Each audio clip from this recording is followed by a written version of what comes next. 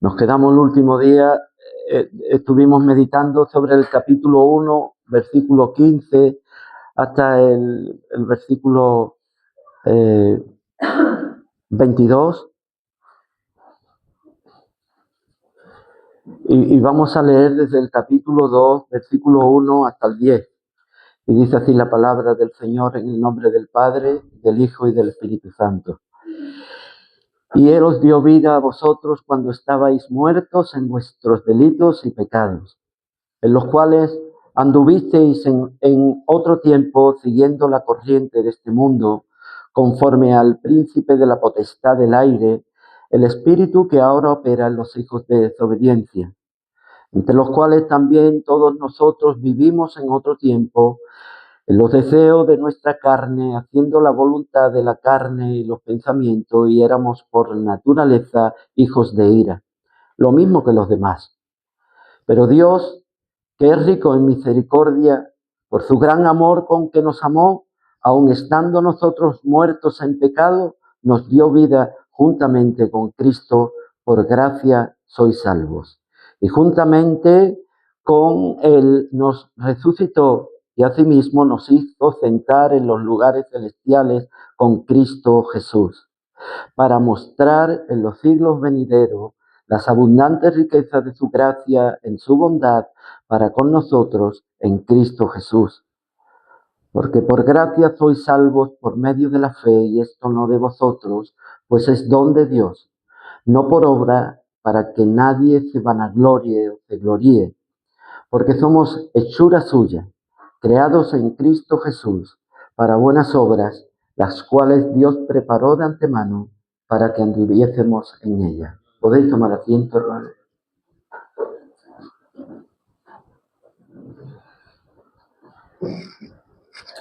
En la liturgia cristiana, a través de los siglos, conocemos que el comienzo de la Iglesia fue un comienzo, entendamos el contexto de judeocristiano.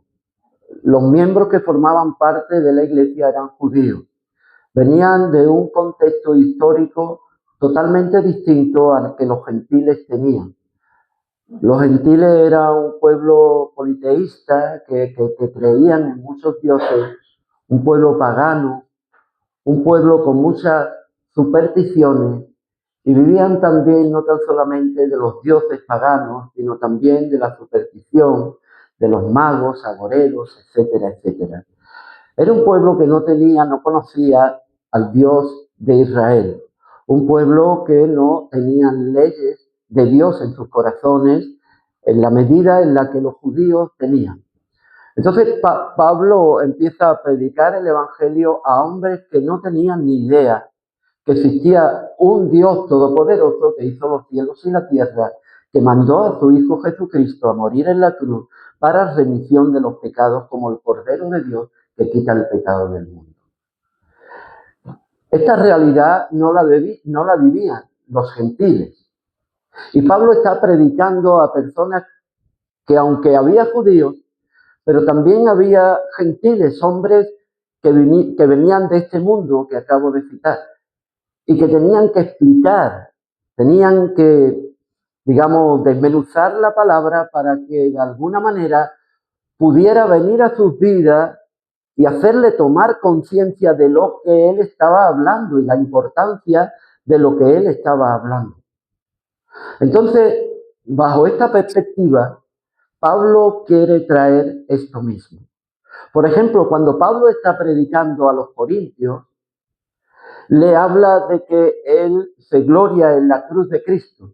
La salvación está en la cruz de Cristo y está hablando de un hombre que se entregó para poder salvar a los demás. Entonces, los corintios no tenían esto en su mente, no sabían, no conocían que alguien pudiera entregarse para poder salvar. Sabemos, hermano, que Pericles fue un hombre, un filósofo, un escritor de los tiempos en los que estaban las guerras del Peloponeso y todo esto entre los atenienses y las guerras que se vivían allí en Macedonia. Hubo un grupo de hombres que estuvieron luchando para liberar a Atenas de otros imperios y de otras ciudades.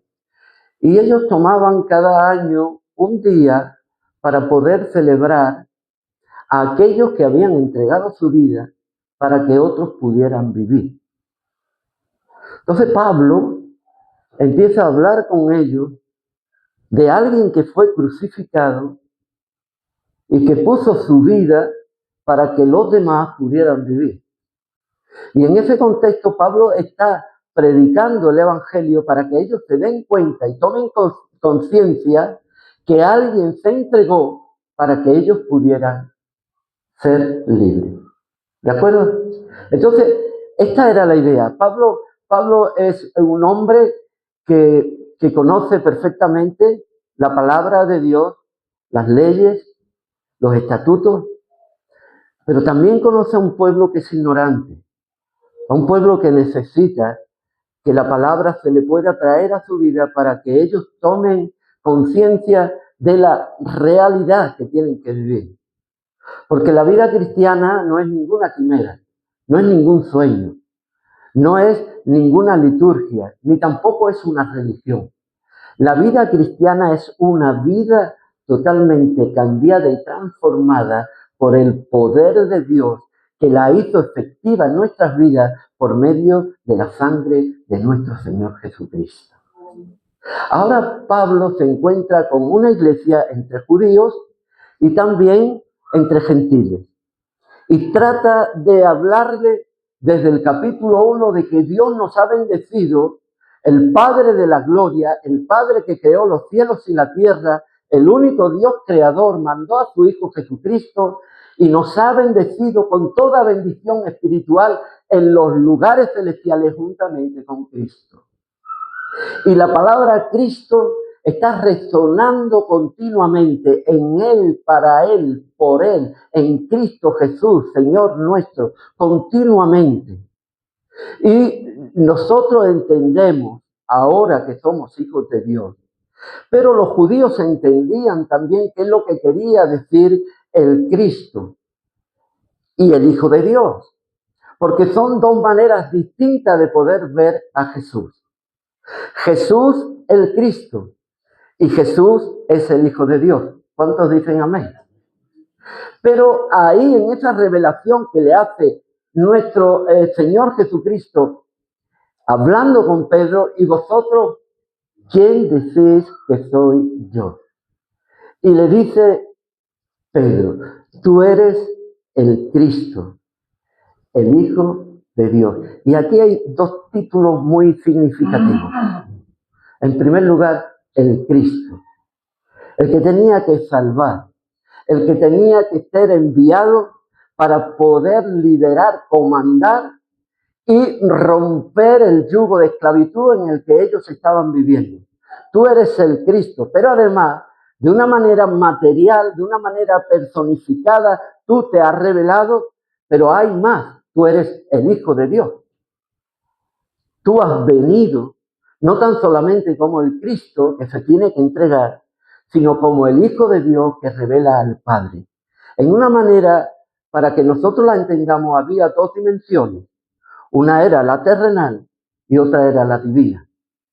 Y cuando nosotros leemos este pasaje, que hemos estado aquí, toda la bendición, todo lo que lleva a cabo Dios, lo hace por medio de Cristo. No hay nada, no hay ningún favor ni ninguna gracia concedida si no es por medio de Cristo. Ahora bien, ¿a dónde me lleva esto?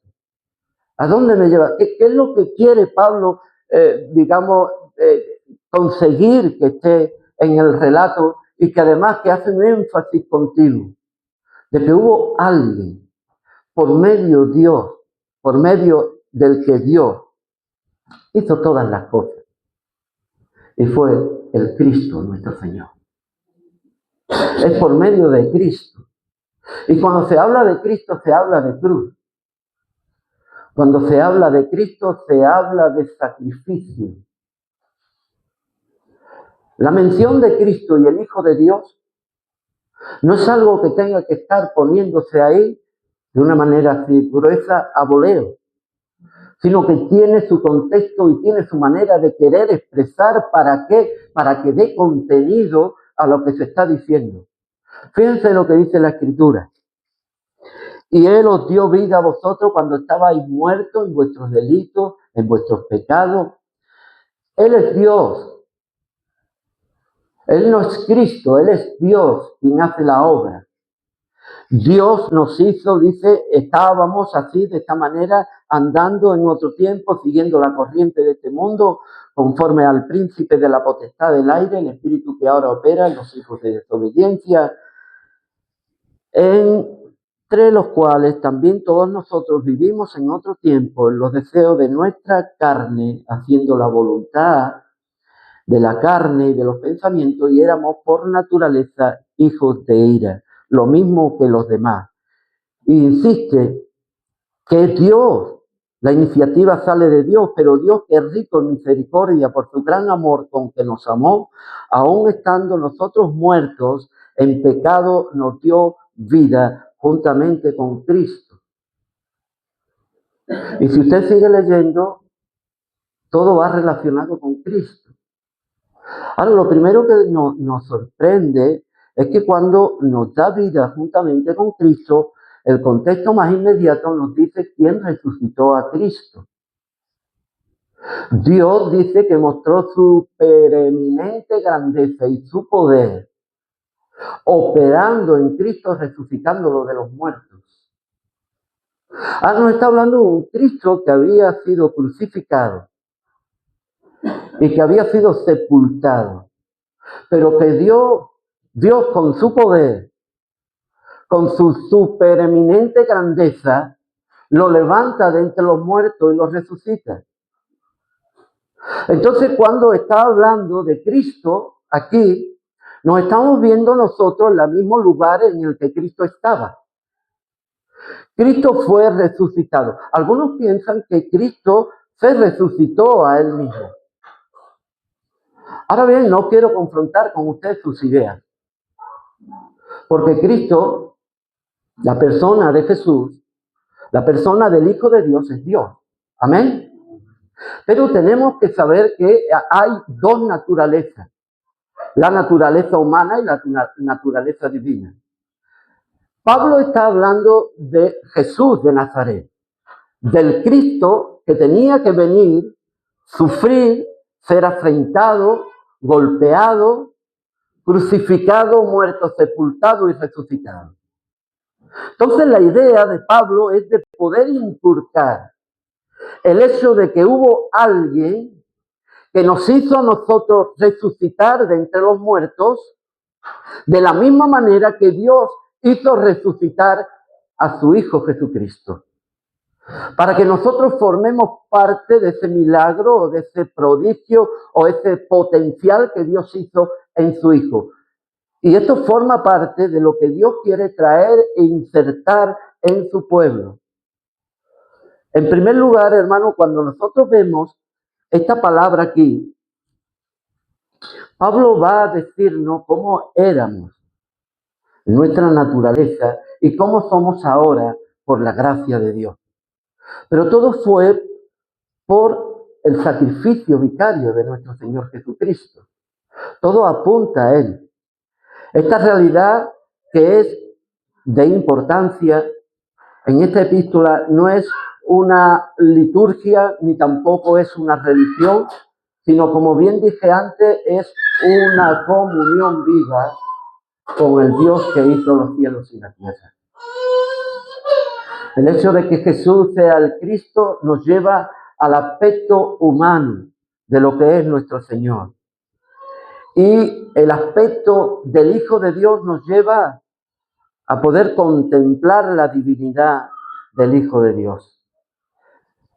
La salvación, hermano, que es lo que vamos a ver en esta mañana aquí, no es solo para ir al cielo. Dios no nos ha salvado para ir al cielo, tan solamente, aunque forma parte de los propósitos de Dios. Pero podemos llegar a esta, digamos, conclusión tan vaga y tan simple. Dios nos ha salvado para que un día podamos estar con Él en el cielo. Tiene su parte de verdad, pero no es toda la verdad. Dios nos ha salvado para ir al cielo, pero Dios nos ha salvado para transformar nuestra presencia en este lugar, en el que estamos viviendo, en nuestro presente. Él nos ha salvado para cambiar nuestras vidas.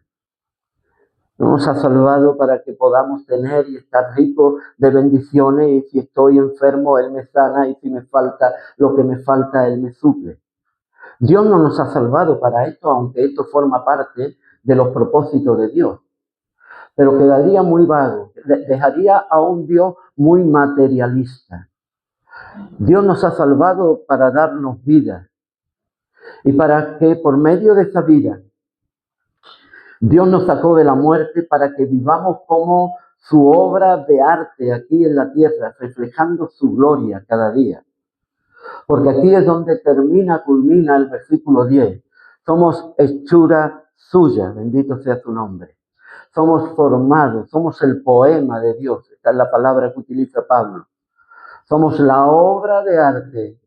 Somos lo que Dios ha esculpido para que nosotros podamos mostrar la gloria de Dios en medio de un mundo lleno de pecados, de maldad y de tinieblas.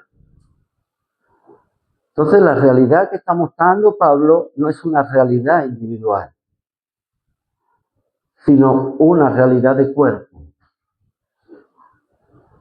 Dios no nos va a bendecir independientemente a cada uno de nosotros, sino que nosotros vamos a vivir como iglesia y siendo uno delante del Señor. Entienda bien de que no es que Dios no le vaya a bendecir individualmente, sino que Pablo le está hablando aquí a una iglesia, a un cuerpo. Veamos el capítulo 4. El capítulo 4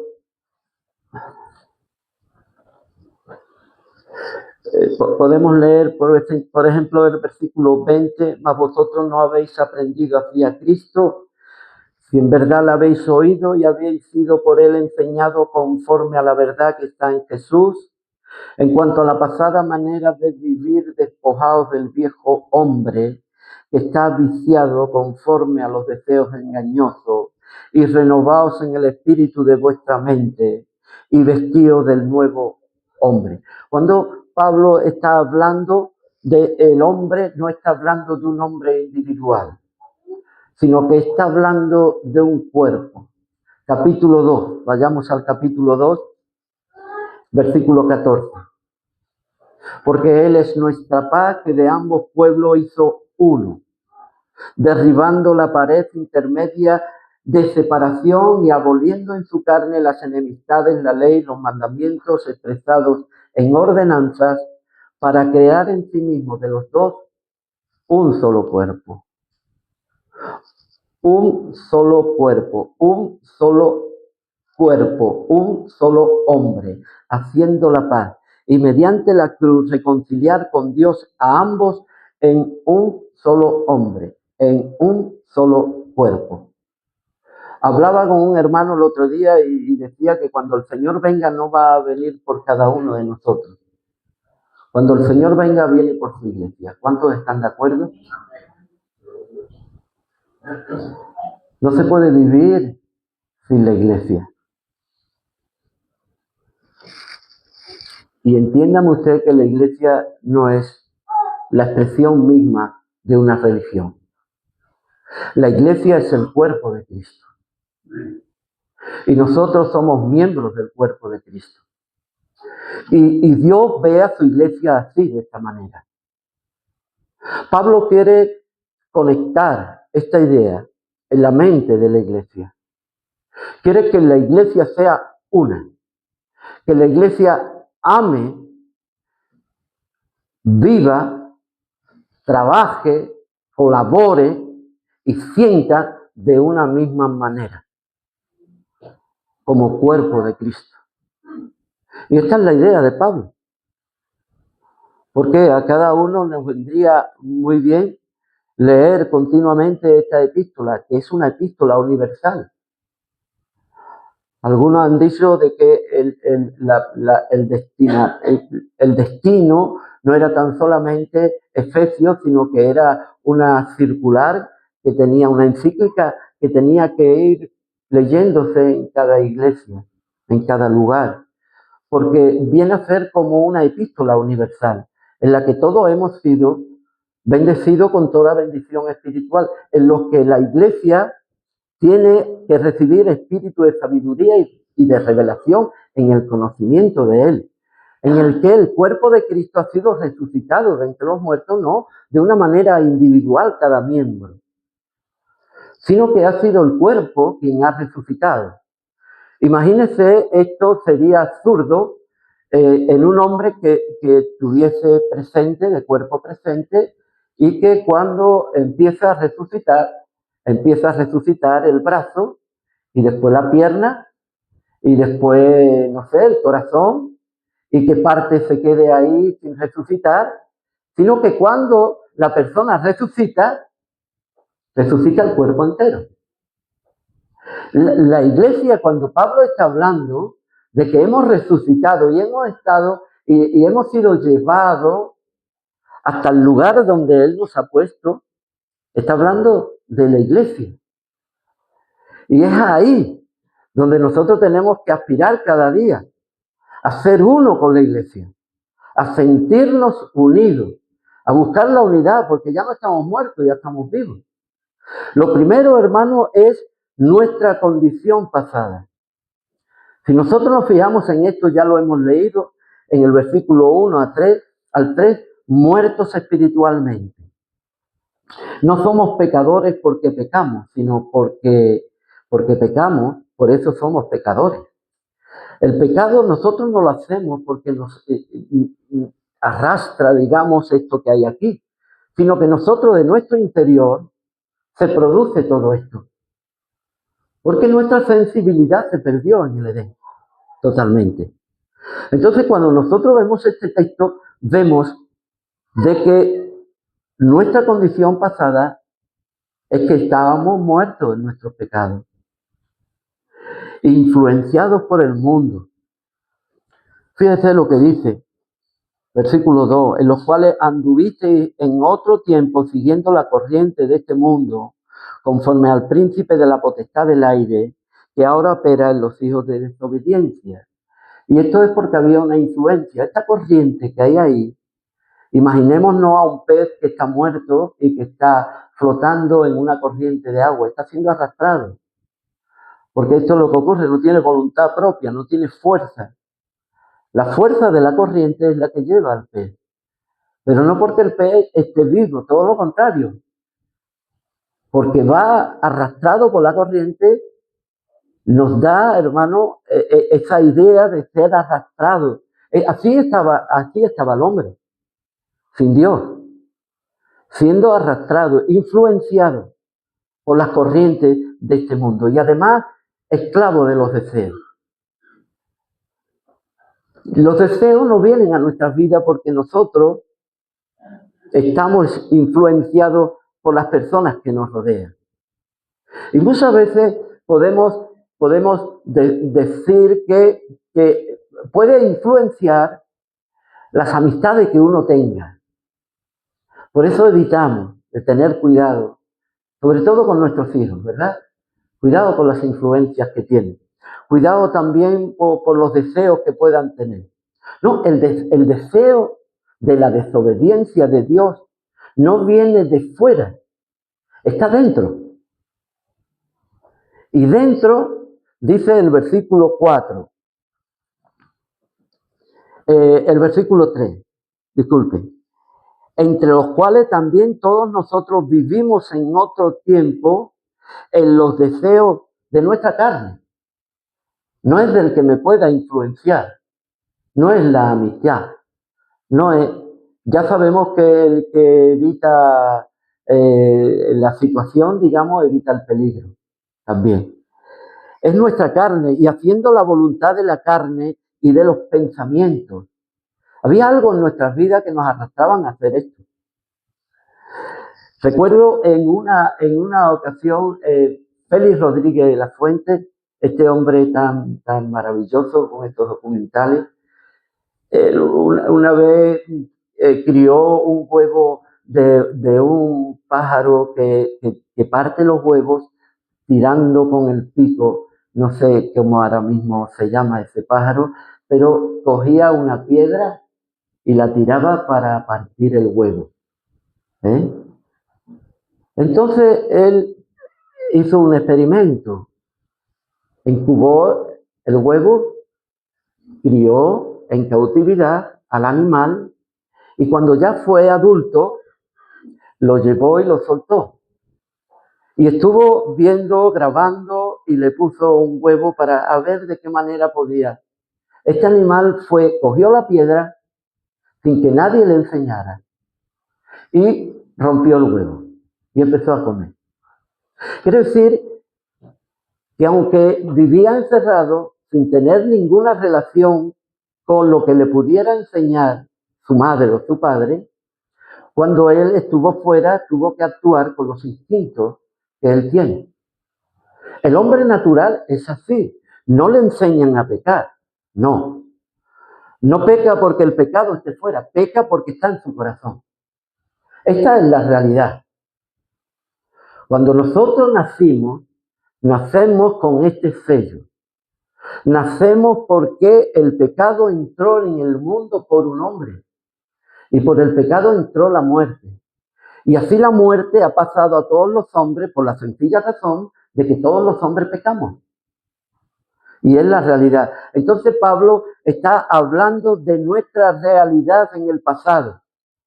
Nuestra condición del pasado. Muertos espiritualmente. No estábamos dormidos, estábamos muertos. No teníamos, hermanos, decisión propia. Ahora, me acuerdo del libro de Esdras.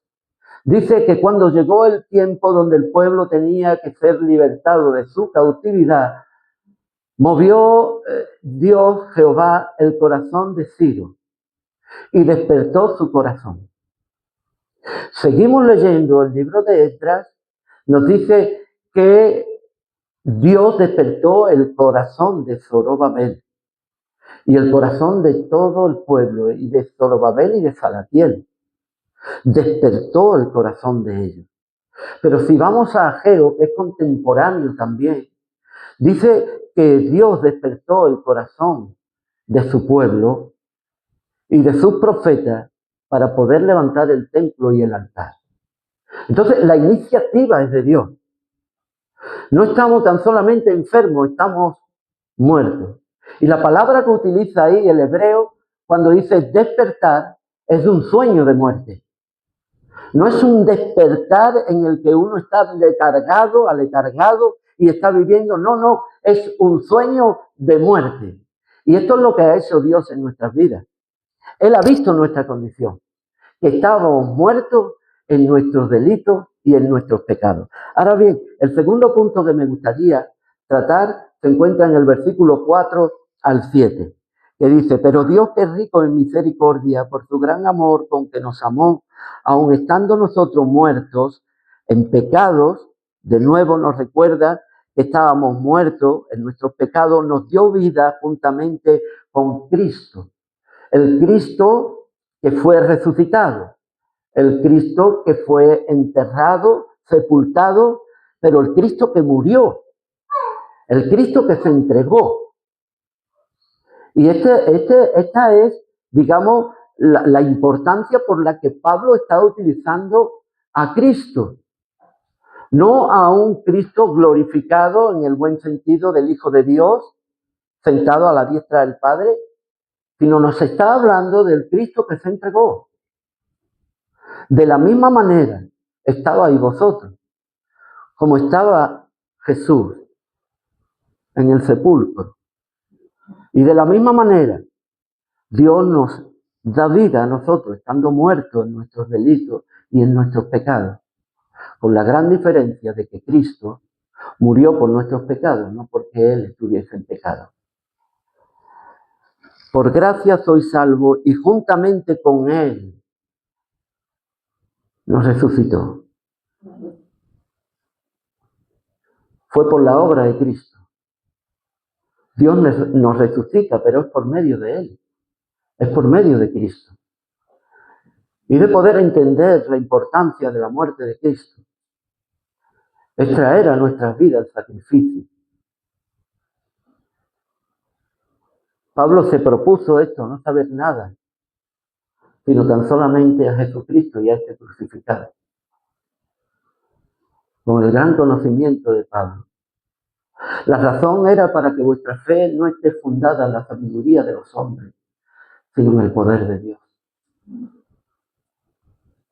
Nosotros vemos a Cristo como aquel que se entregó sin pecado para darnos vida y para resucitarnos de entre los muertos, pero no queda tan solamente ahí. El texto sigue hablando y dice, estando muertos en pecado nos dio vida juntamente con Cristo, por gracia sois salvos y juntamente con Él nos resucitó y asimismo nos hizo sentar en los lugares celestiales con Cristo Jesús, con la persona de Cristo Jesús. Entonces, aquí lo que estamos viendo es la intervención divina. Dios está interviniendo, Dios está trabajando. La iniciativa es de Dios. Fíjese el versículo 4, pero Dios, importancia, ¿qué importancia? Bienvenido, Pablo. ¿Qué importancia? Podemos entregar, hermano, nuestras vidas a aquel que es el creador de los cielos y de la tierra. Nuestra condición del pasado, muertos en pecado. Y ahora vemos en este texto la intervención de Dios. Fue el amor de Dios quien nos dio vida. Fue su amor por nosotros lo que nos dio vida. Y de verdad es tan delicado. El tema es tan delicado. Y a la vez trae a nuestras vidas. ¿Qué daría? Yo me preguntaba, ¿qué daría yo para poder dar la vida a un hijo mío? ¿Hasta dónde estaría yo dispuesto? Es que no nos vemos en esta situación. Es que no llegamos a entender. Conocí yo a un hombre que tenía muchísimas propiedades y lloraba aquí porque me decía, daría yo todo lo que tengo por tener a mi hija.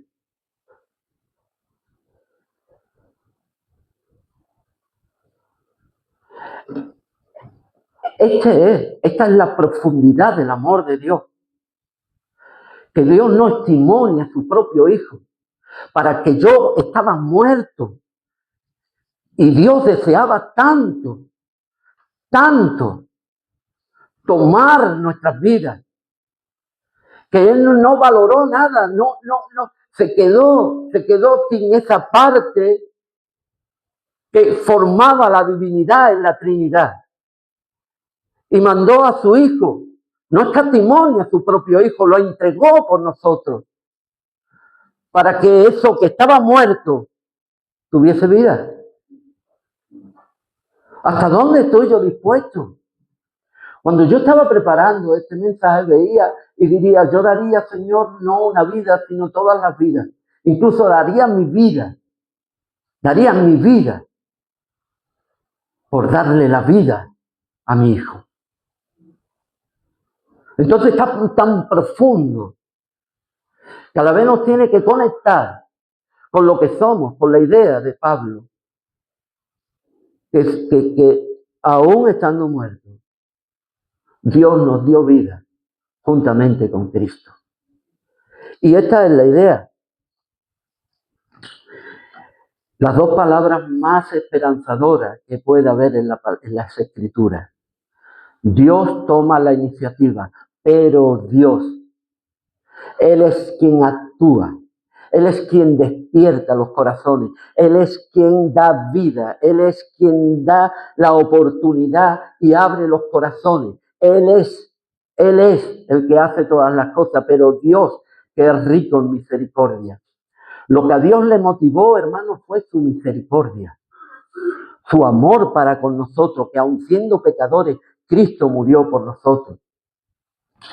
Y Él hizo algo, hermano, extremadamente bueno, sin dimensión y sin comparación de ningún tipo. Él nos resucitó con Cristo. Lo mismo que hizo con Cristo, así mismo lo realizó con nosotros. Nos revivió, nos levantó y nos sentó. Porque este es el lugar que ostentamos, sentados en los lugares celestiales. Nos quitó de los ríos, nos quitó de las corrientes, quitó la influencia que teníamos, quitó los deseos que había en nuestra mente y en nuestro corazón. Nos tomó, nos vivificó, nos resucitó y nos exaltó. Nos llevó a otro lugar, de las tinieblas a su luz. Y la iglesia estaba contemplando esto, las maravillas de la obra de Dios. ¿En qué y en quién? En Cristo, que es la plenitud de aquel que todo lo llena en todo. Fue dado a su iglesia. Y está hablando de la iglesia. Está hablando como miembros de la iglesia, de poder reunirnos en esta mañana aquí, hermano, y poder exaltar el nombre del Señor, no individualmente por lo que Dios haya hecho en mi vida en esta semana, o lo que esté haciendo, sino como pueblo de Dios y miembro de la familia de Cristo, poder alabar a nuestro Padre. Como un coro en las alturas, poder exaltar al único Dios verdadero. A Él sea la gloria en esta mañana. Y quiero, hermano, terminar con el medio y la causa, salvo por gracia. El versículo 8 al 9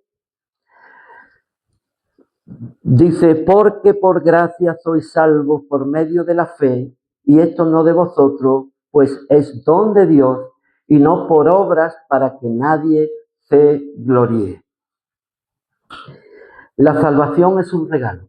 ¿Cuántos dicen amén? Dios nos ha regalado este regalo tan hermoso que es el regalo de la salvación. Y ha tomado un instrumento. Y el instrumento y el don que Dios ha tomado es la fe. Y es la fe en aquel que fue entregado por nosotros. ¿Y quién fue entregado por nosotros? El Cristo. ¿Y de qué nos habla el Cristo? Nos habla de entrega. Nos habla de servicio. Nos habla de dar su vida en rescate por los demás. Nos habla de alguien que no valora su vida, sino que la ha desestimado con tal de salvar y de expiar los pecados de los que no lo merecían. Entonces Dios trae esa fe a nuestras vidas. Para creer en Dios, no, sino para creer en el medio que usó Dios para nuestras vidas. Para creer en la persona de su Hijo Jesucristo. Para que nosotros contemplemos la obra tan maravillosa que Dios hizo por medio de su Hijo. Para que podamos depender no de nosotros, sino de su Hijo. Para que no seamos nosotros los que dirijamos la iglesia, sino que sea su Hijo quien sea honrado en medio de su cuerpo, que es su iglesia. Él es la cabeza de la iglesia.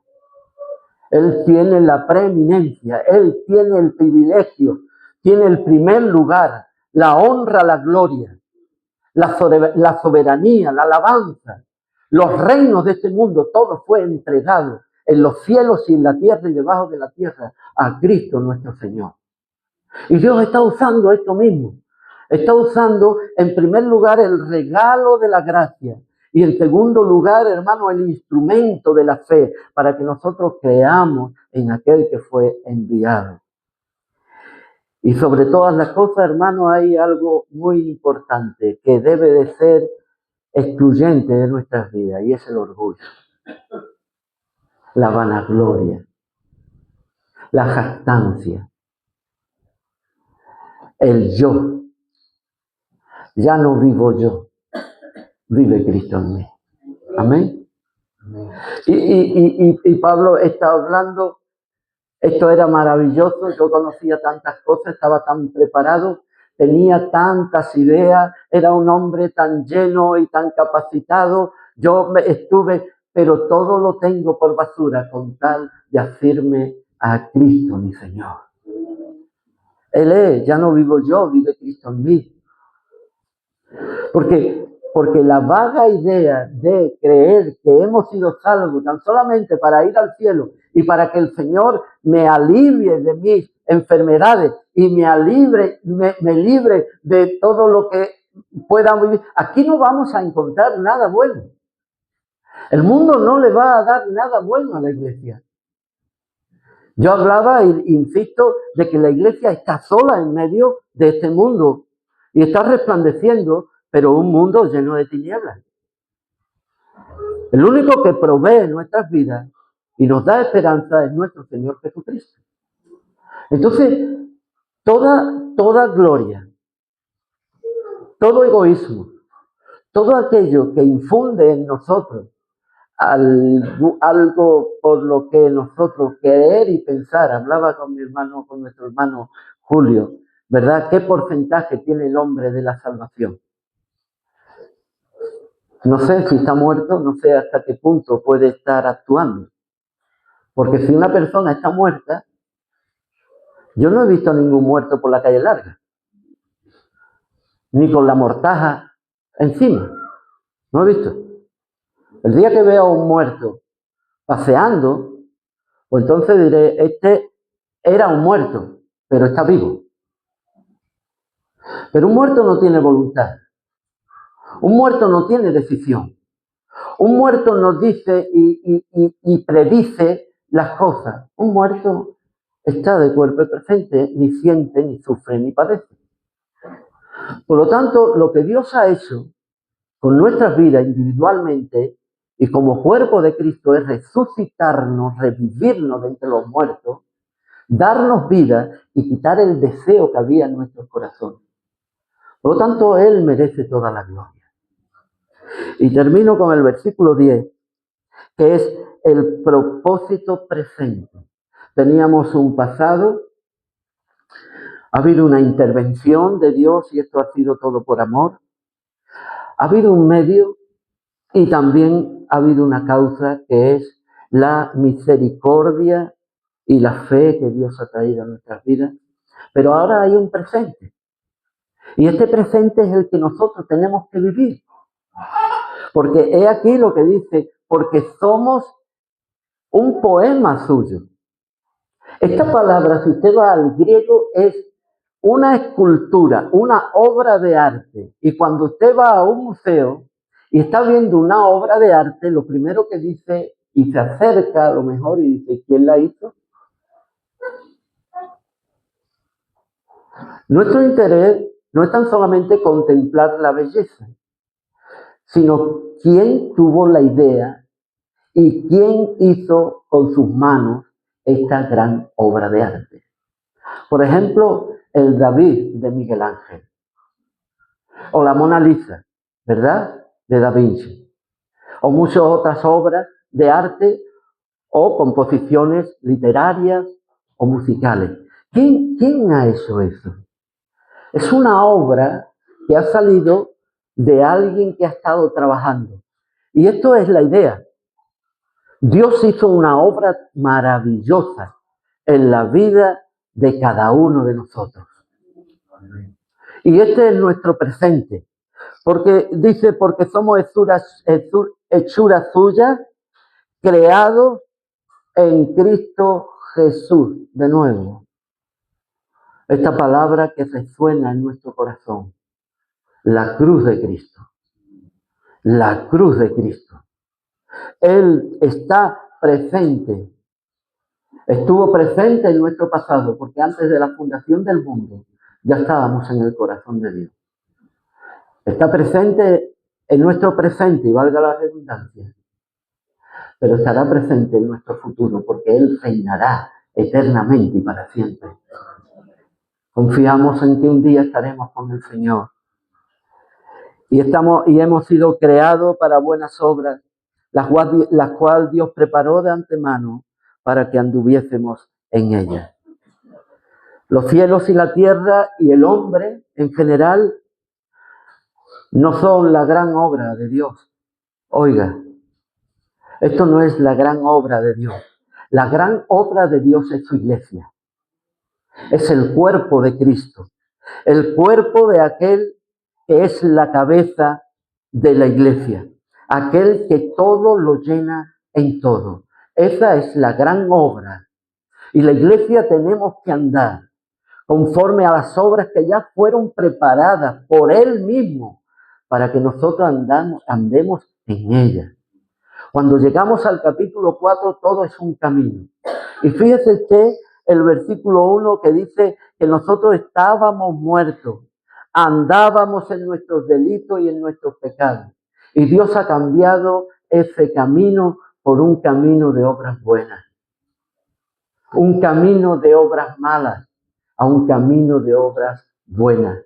Nos ha puesto en un ambiente, digamos, que es, como se le dice, en un ecosistema en el que estábamos influenciados por el pecado, por la corrupción, y Él nos ha llevado a un lugar privilegiado que es sentado en los lugares celestiales.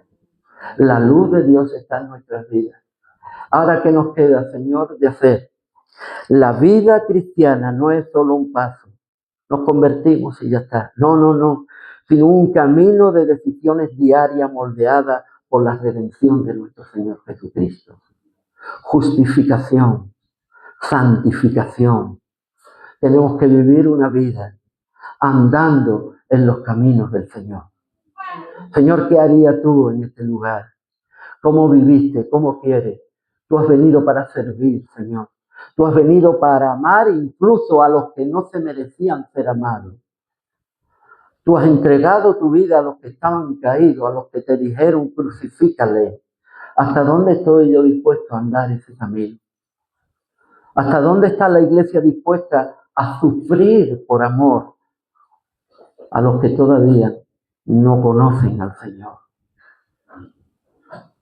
Hasta dónde el Señor quiere y esté marcado el camino que el Señor ha trazado para su iglesia.